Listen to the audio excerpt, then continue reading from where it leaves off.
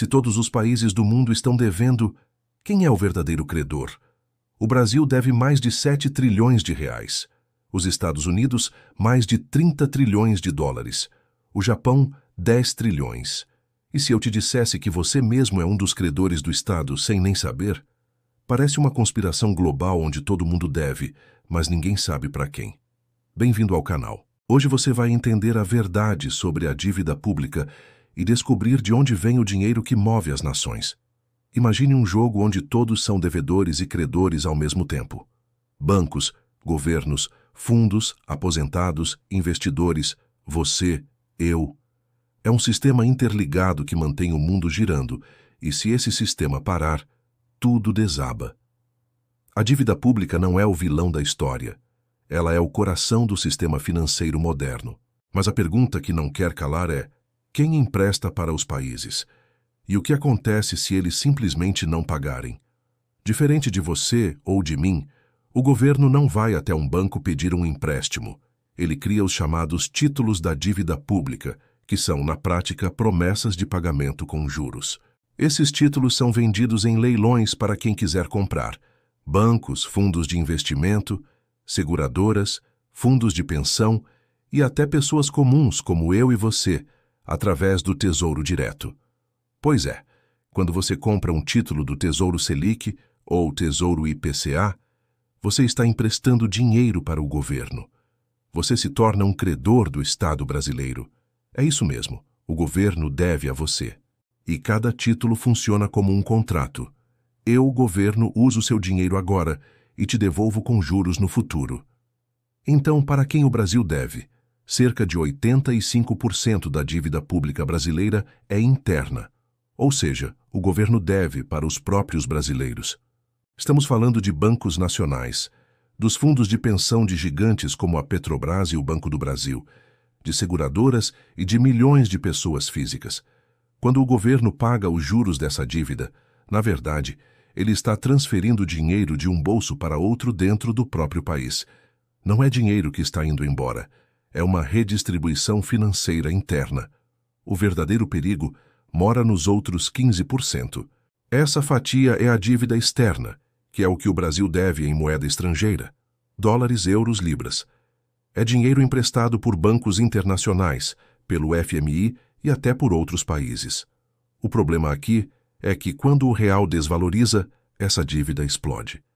Se o dólar dobra de valor, a dívida em reais também dobra, mesmo que o país não tenha pego um centavo a mais emprestado.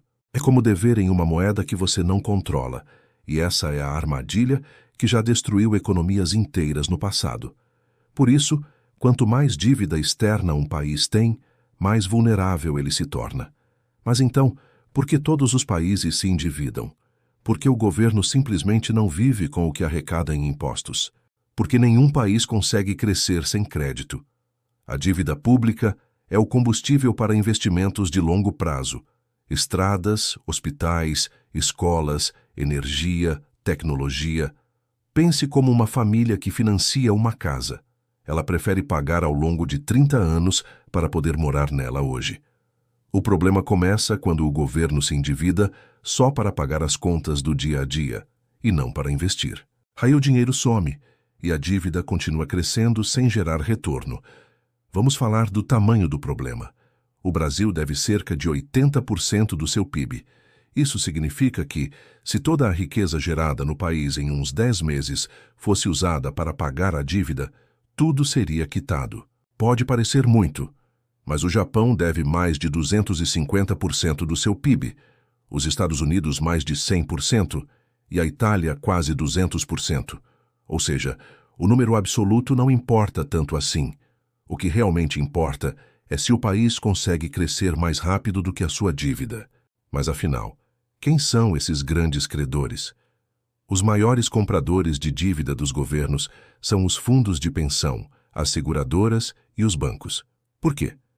Porque eles precisam de investimentos que sejam seguros e previsíveis.